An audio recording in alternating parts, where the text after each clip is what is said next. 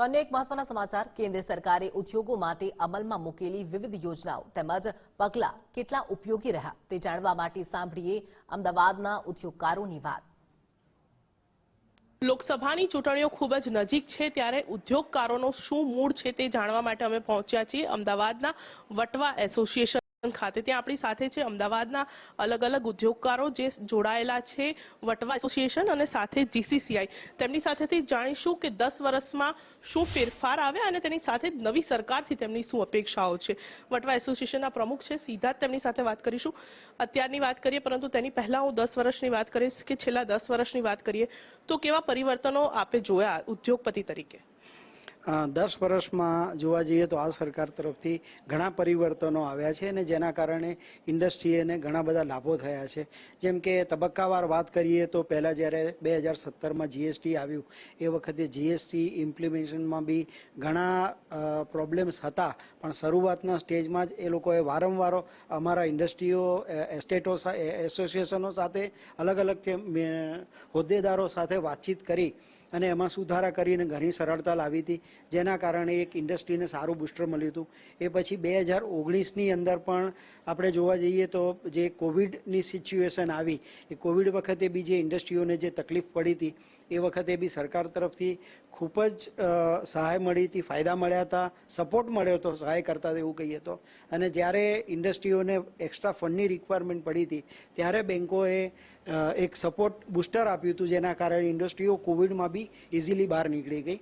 અત્યારે બી છેલ્લા 2 વર્ષથી જોઈએ તો એમએસએમઈને જે ઇન્ડસ્ટ્રીઓ છે એના માટે બી અલગ અલગ સ્કીમો લાવે છે અને એનાથી એમએસએમઈ ઇન્ડસ્ટ્રીઓને બી બૂસ્ટઅપ કરવાની પૂરેપૂરી કોશિશ થઈ રહી છે। એટલે હું માનું છું 10 વર્ષની અંદર ઘણા બધા ચેન્જ આવ્યા છે અને એના જ કારણે દરેક ઇન્ડસ્ટ્રીઓ અત્યારે પ્રગતિના તબક્કામાં છે। સર, હું આપને પૂછીશ, ઇમ્પોર્ટ એક્સપોર્ટના બિઝનેસની વાત કરીએ, દરેક ઉદ્યોગ સાથે જોડાયેલો ખૂબ જ મહત્વનો મુદ્દો છે। અત્યારની પરિસ્થિતિ શું છે અને હવે કેવા ચેન્જ તમે કદાચ એમાં ઈચ્છતા હશો? ઇમ્પોર્ટ એક્સપોર્ટ માટે આ સરકારે છેલ્લા 5-7 વર્ષમાં ઘણા બધા પ્રયત્નો અને રિફોર્મ્સ કર્યા છે, ઘણી બધી પોલિસીમાં સુધાર લાવ્યા છે। પીએલઆઈ અને એવી ઘણી બધી સ્કીમ એમણે મૂકેલી છે કે જેના લીધે મોટાભાગની સેક્ટરની ઇન્ડસ્ટ્રીના એક્સપોર્ટમાં ઘણો વધારો થયો છે।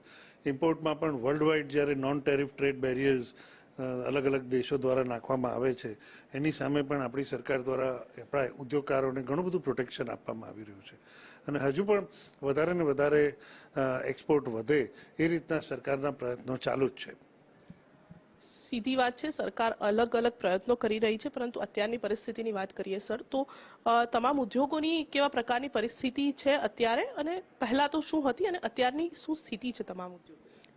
જેમ મારા મિત્રોએ વાત કરી તેમ કોવિડ પહેલાંની પરિસ્થિતિ અલગ હતી, કોવિડ પછીની પરિસ્થિતિ અલગ છે। આ બંને તબક્કામાં સરકારે જે અભિગમ અપનાવ્યો છે અને સરકારે જે પગલાં તુરંત જ જે લીધા છે, જે પરિસ્થિતિ નિર્માણ થઈ તે વખતે પગલાં લીધા છે, તેને કારણે થઈને આખા વર્લ્ડમાં જે ડિસ્ટેબિલાઇઝેશન થયું હતું જે ઇન્ડિયાને અફેક્ટ નથી કર્યું।